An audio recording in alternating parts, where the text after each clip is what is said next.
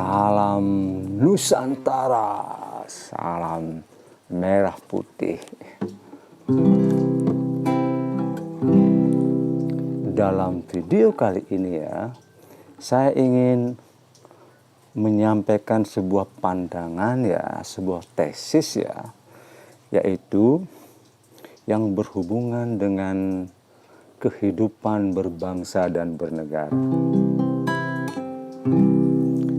Tesis ini ya, makalah ini saya khusus tujukan buat para cendekiawan, para pengamat politik, para ahli-ahli hukum, terutama para pengamat politik ya, seperti misalnya Abang Rocky Gerung, juga Profesor Rafli Harun,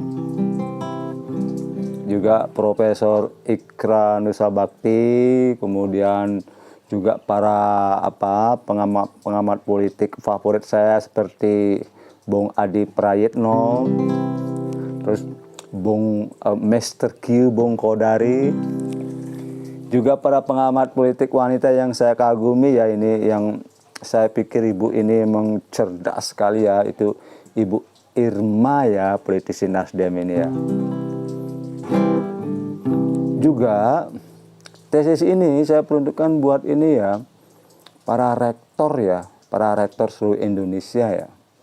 Para rektor seluruh Indonesia yang kemarin begitu mengecam putusan Mahkamah Konstitusi ketika Mas Gibran itu bisa ikut dalam proses Pilpres kemarin ya.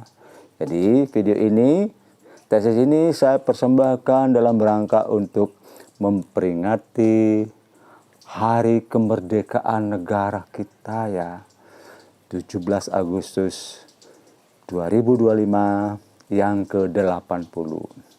Video ini saya buat pada hari ini ya, hari Rabu ya, hari Rabu 15 Agustus ya, 15 Agustus 2025. Jadi tesis ini ya, makalah ini saya beri judul ya, mungkin ini akan menjadi sebuah mata kuliah baru ya di universitas ya. Maaf ya, saya beri judul SPL, yang artinya Spiritual, Politik, and Law. Mungkin agak seram judulnya ya. Jadi saya sebagai orang yang sedang menekuni spiritual ya, jadi ingin memandang bagaimana spiritual itu, orang spiritual memandang politik dan memandang hukum. Jadi dalam kajian spiritual, pandangan itu berbeda ya dengan pandangan secara teori maupun secara logika. Oke, jadi mohon disimak baik-baik ya. Tesis saya beri judul Spiritual, Politik, and Law. Artinya bagaimana spiritual itu ya, bagaimana spiritual itu memandang politik dan hukum itu secara mendalam ya, dari segi hakikat, bahkan bisa dari segi makrifatnya. Oke, sebelum saya jelaskan bagaimana spiritual itu memandang politik dan hukum, kita dengarkan dulu lagu berikut ini ya.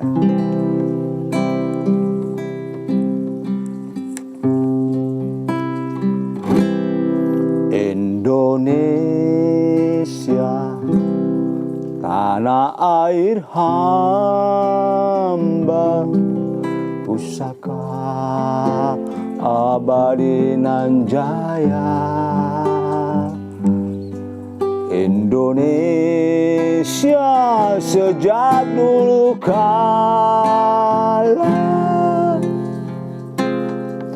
selalu dipuja-puja bangsa. Jadi Indonesia itu sejak dahulu kala ya sudah dipuja-puja bangsa ya. Biar Anda ketahui ya, saya kebetulan suka sejarah. Di abad ke-9 ya, abad ke-9 ini, ya. Di Kerajaan Sriwijaya itu ya, di Sumatera Selatan itu sudah berdiri sebuah universitas ya. Universitas besar itu khusus tentang agama Buddha ya. Jadi banyak para biku-biku dari Thailand, dari Nepal, dari India itu belajar ke Indonesia ya. Jadi Indonesia itu sejak dulu kala sudah dipuja-puja bangsa. Oke, saya lanjutkan tesis saya ya. Ini mungkin agak serius ya. Mudah-mudahan ini segera mendapat tanggapan ya. Saya ingin segera mendapat komentar ini. Dari pengamat politik yang saya kagumi seperti misalnya Bung Adi Prayitno sama Bung Mr. Kodari, Mr. Q ya, dari Catra Politika itu. Atau dari lembaga survei itu ya. Jadi begini ya. Dalam tesis kali ini saya ingin menjelaskan bagaimana spiritual itu, jadi spiritual itu dalam memandang sesuatu. Jadi ada tingkatannya ya. Jadi spiritual itu tidak memandang sesuatu itu dari segi teori saja. Tidak memandang sesuatu itu dari segi logika saja. Tidak memandang sesuatu itu dari segi feeling atau insting. Ya, jadi spiritual itu memandang sesuatu itu dari latar belakang sejarah, kemudian dari teori, kemudian dari logika, baru sampai nanti pada taraf hakikat ya. Mungkin saya meminjam istilah saudaraku ya, mohon maaf saudaraku kaum muslimin ya. Dalam Islam itu kan ada beberapa tingkatan ya. Jadi tingkat syariat ya, kemudian ada tingkat tarekot ya, kemudian ada tingkat hakikat ya, kemudian baru sampai pada tingkat makrifat ya, makrifatullah ya.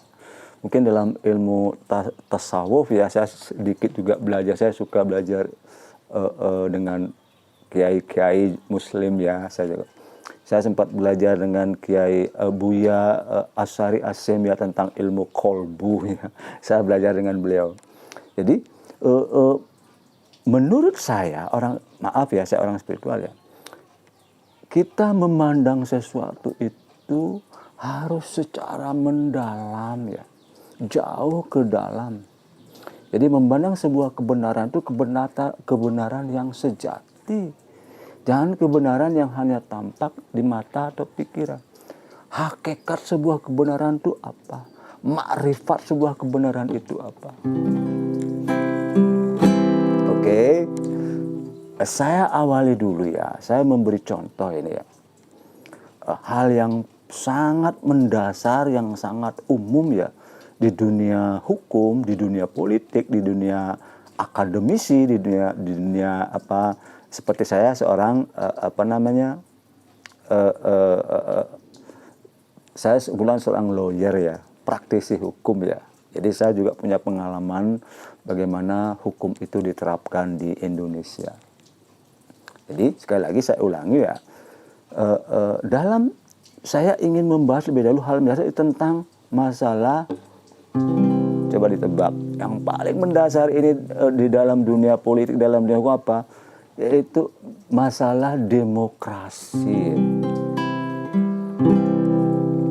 Demokrasi ya, ini di masa demokrasi ini selalu menjadi perbincangan para pengamat politik ya.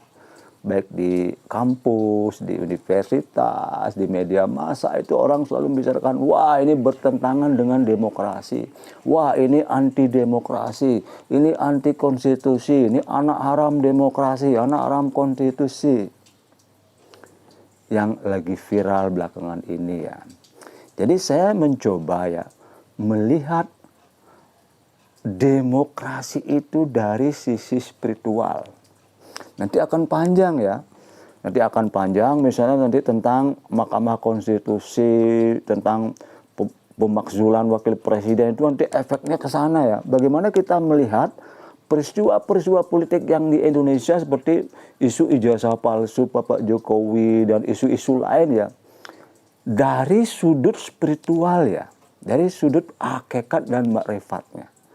Jadi kalau kita memandang sesuatu itu dari sudut hakikat, makrifatnya, kita udah paham ya secara global. Siapa sumbernya, negara mana, dari mana, kenapa, itu jelas ya. Jelas sekali ya. Baik, saya awali dulu dengan bagaimana spiritual memandang demokrasi. Oke.